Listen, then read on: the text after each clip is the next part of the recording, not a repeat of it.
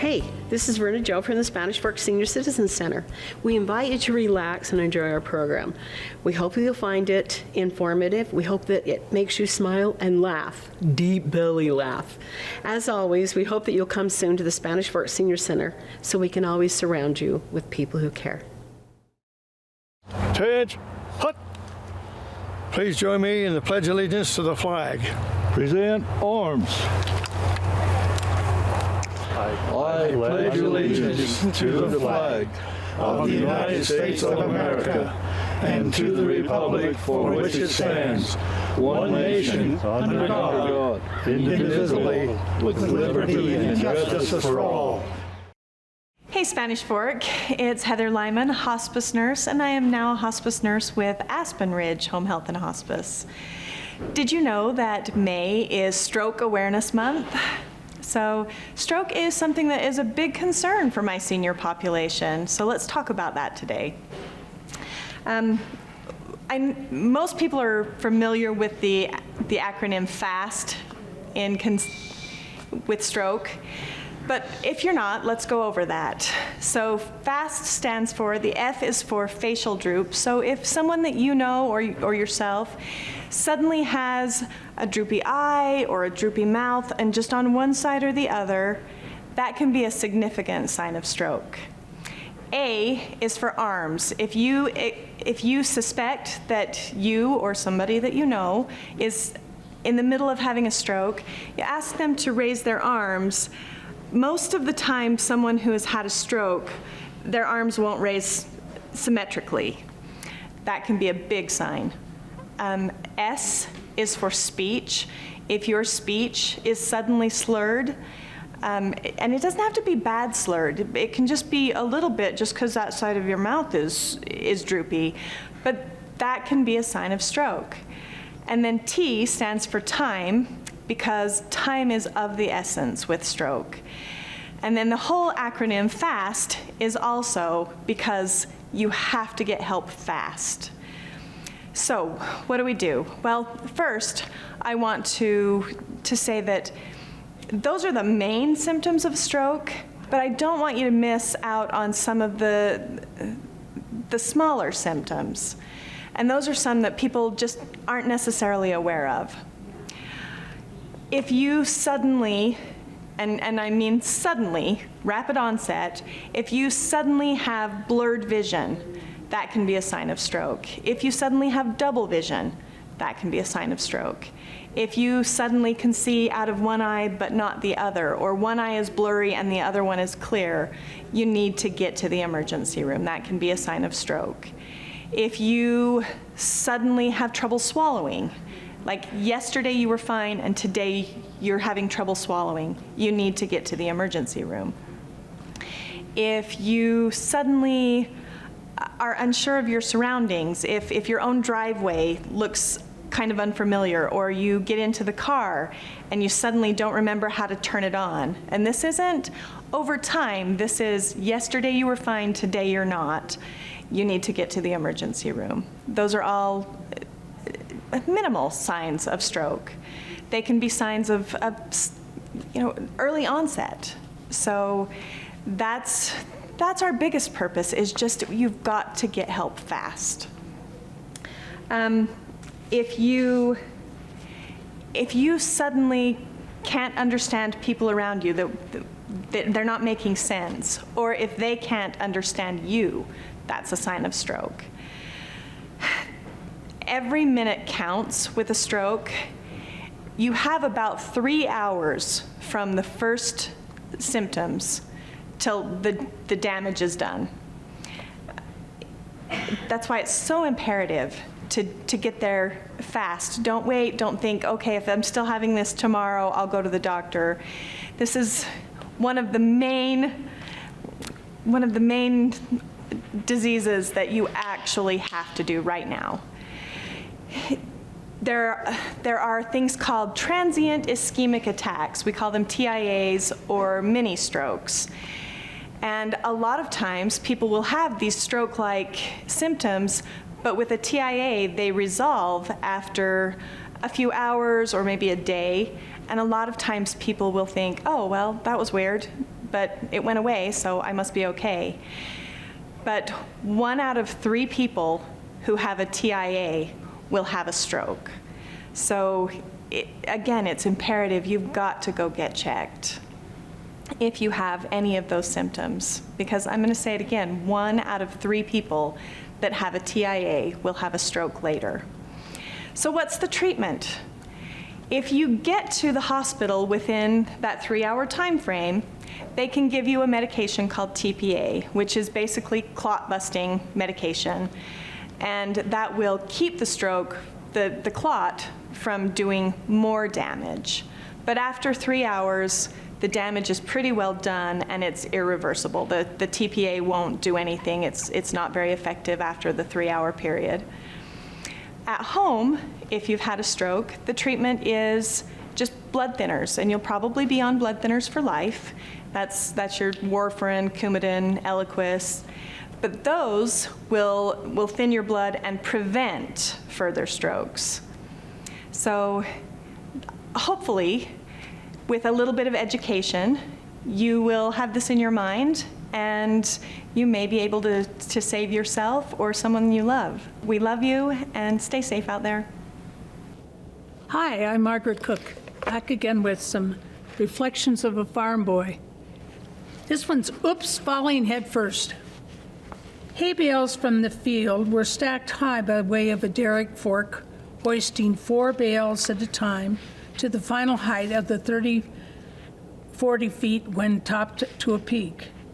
As a teenager, I not only helped haul the alfalfa bales in from the field, but was a stacker man as well. The load was pulled up by cable and pulley that was attached to a lateral tractor that pulled out to lift the bales up. The long and sturdy derrick poles swung around to place the hay near the desired area in the stack. While another load was on the way up, the stacker man would neatly stack the bales and cross-tie them together. The hay fork had 2 ropes, one for positioning the load near a dumping spot, and when the stacker man would yell, "Let go!" to the wagon man, he would yank the other rope, thus tripping the load to fall free of the fork. When the stacker man would come in from helping in the field, he would grab the empty fork and ride, hanging by his hands, to the top of the stack while someone on the ground swung him over the top. To come down, he would grab the fork and swing out while being lowered to the ground. One time, while topping the stack to the point of diminishing return, I found difficulty getting down, as the fork was lower than the stack top. The only thing that could be done was to have the fork pulled out a little from the stack and then make a lunge for it. This proved to be a very dangerous decision. As I jumped for the fork and grabbed it, the fork snapped shut, flipping me off into thin air. Ah! The distance headlong down through the air takes seemingly a long time, and your life tends to flash pictorially in your mind's eye. Let's see now. Should I free fall headlong and busting a head and breaking a neck? Or should I stick out my arm to protect the head and neck? I decided to sacrifice an arm to save more important members, so here came the ground. Thud! My arm was broken, head concussion, and kinked neck. Being semi-conscious, I jumped on the wagon and demanded a return to the field of hay.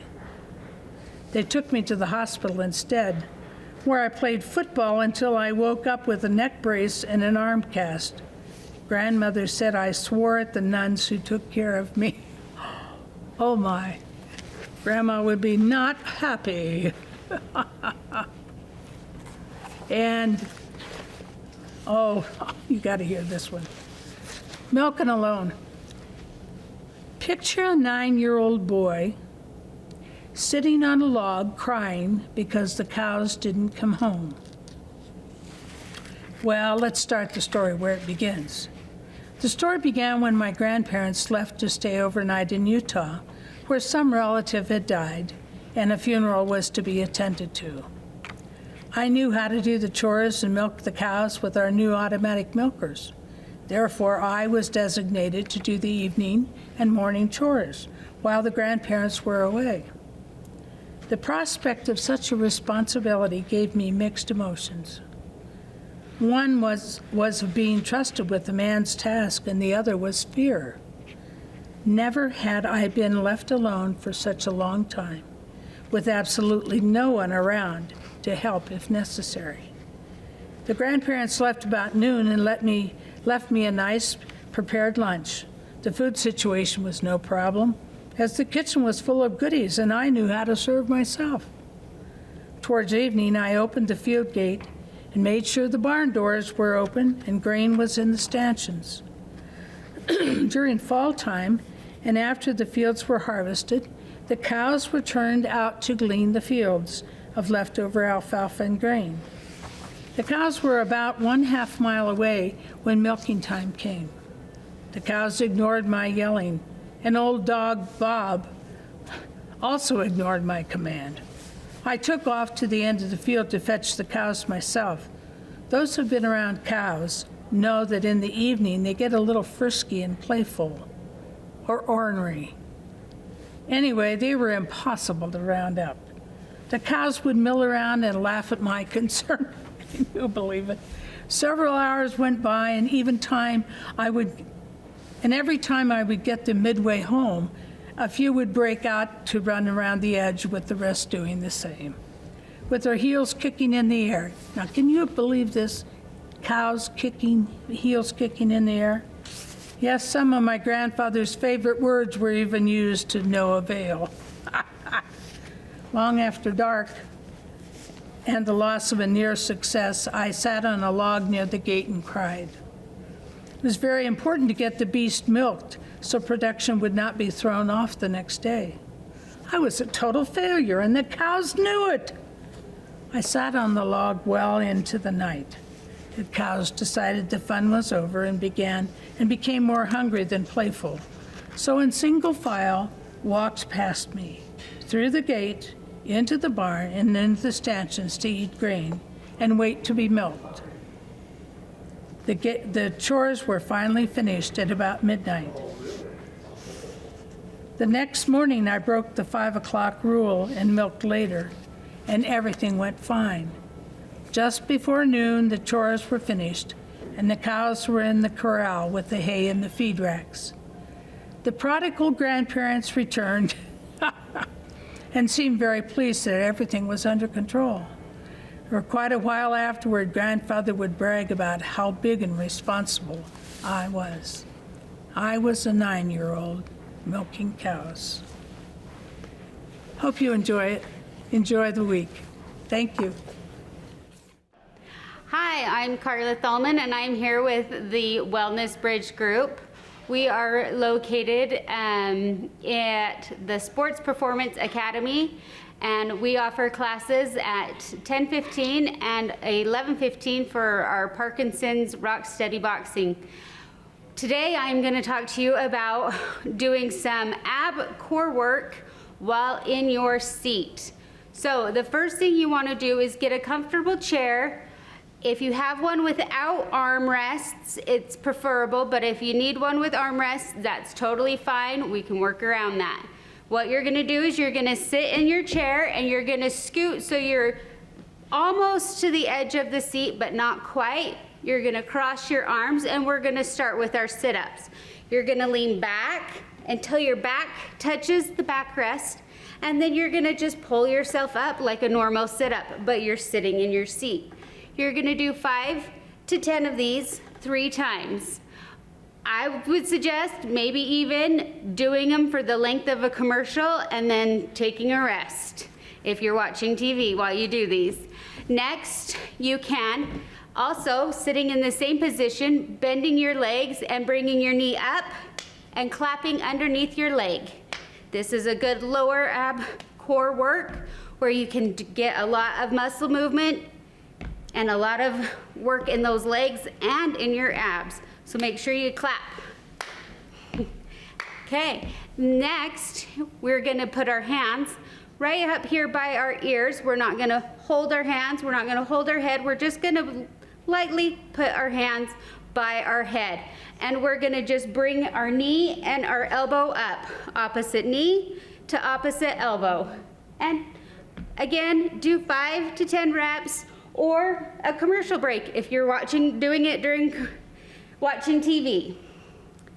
So 5 to 10 of these, and make sure you twist and get that elbow close to that knee. Okay?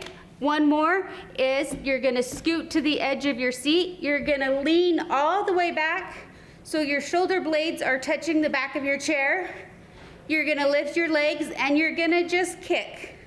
We call this a flutter kick, like you're swimming in a pool and you're just kicking your legs up and down. This is a good, make sure you breathe when you do these.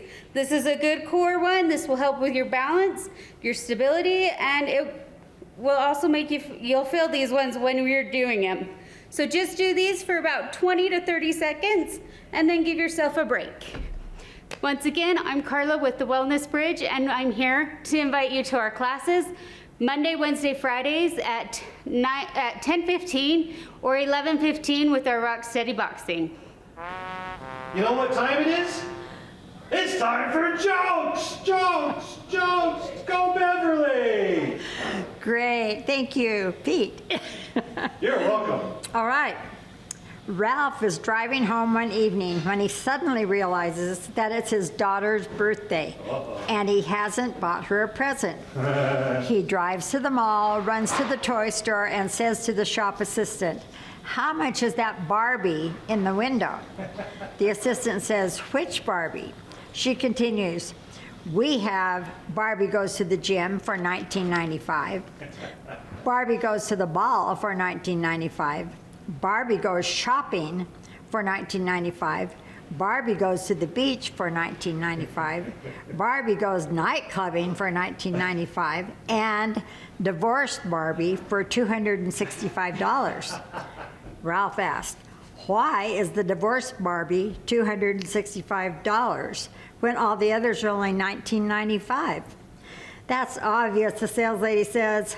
"Divorced Barbie comes with Ken's house, Ken's car, Ken's boat, Ken's furniture." Yeah, sticky grip. Yeah. Okay. Let's get that Barbie in the window. Yeah. Okie doke.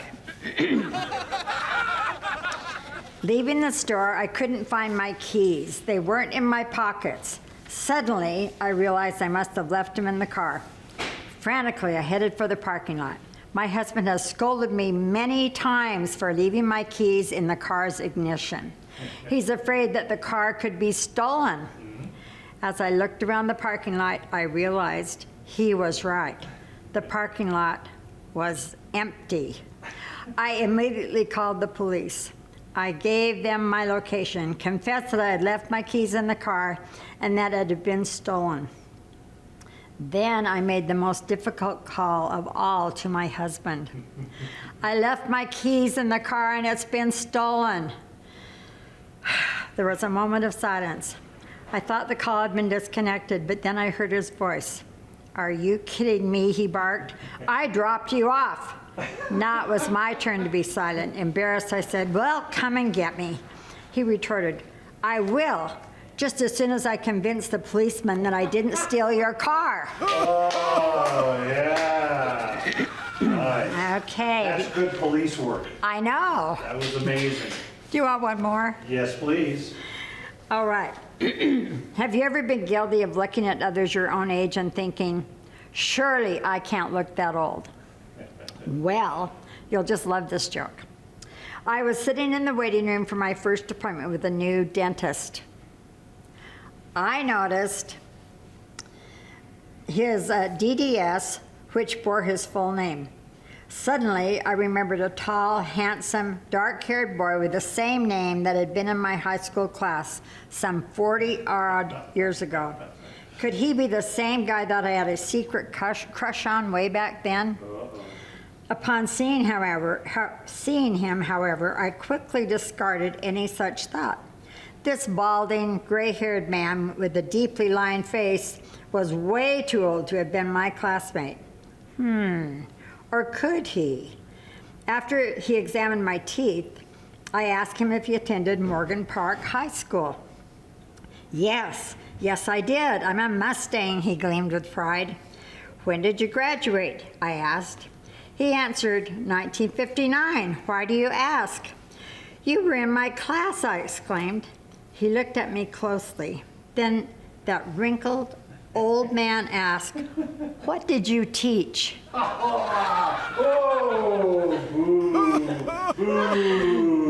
sorry. I thought that was funny. Oh, it is funny. Not if you're a wrinkled old man.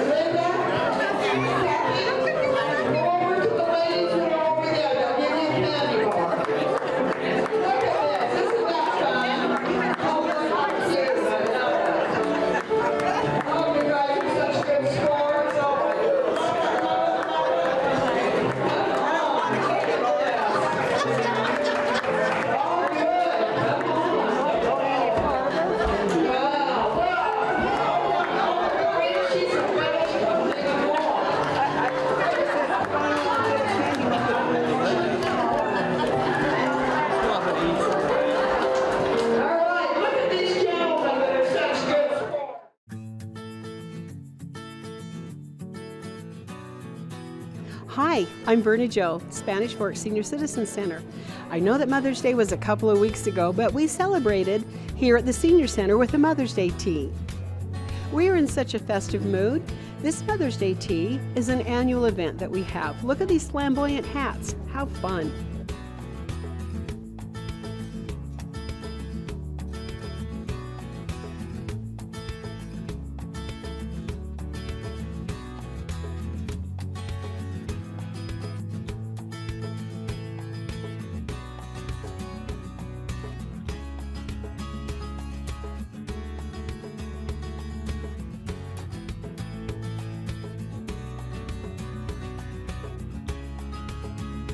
I'd like to thank our committee for making these beautiful hats and making this event so lovely by coming to help prepare the food. Our Mother's Day tea was amazing. We had cucumber sandwiches, pineapple cream cheese sandwiches, and the rest of the food was just delicious, including chocolate.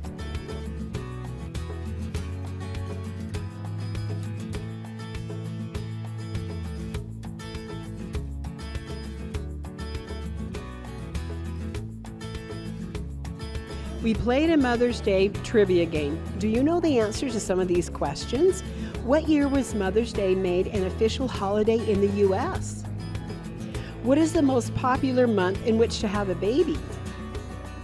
Who is credited with founding Mother's Day? Our event was a lovely day, having from the food to the hats, honoring motherhood. We had a great time and we hope to see you soon.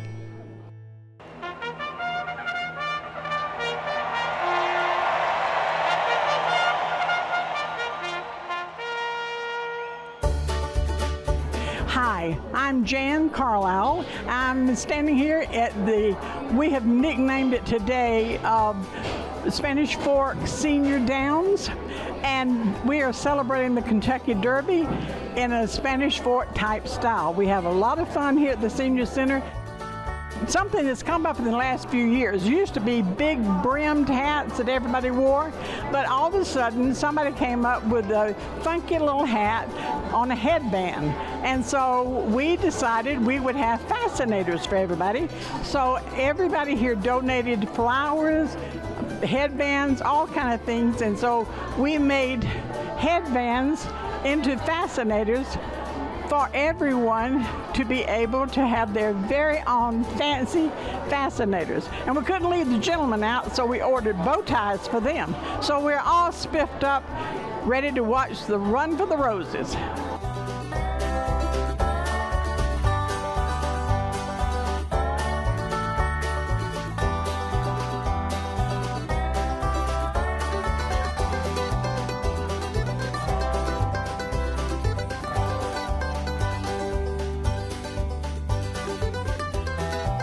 So we've got the horse race later on, we've got games, we've got wonderful food, including mint julep without the bourbon, and we're just going to have a wonderful time today.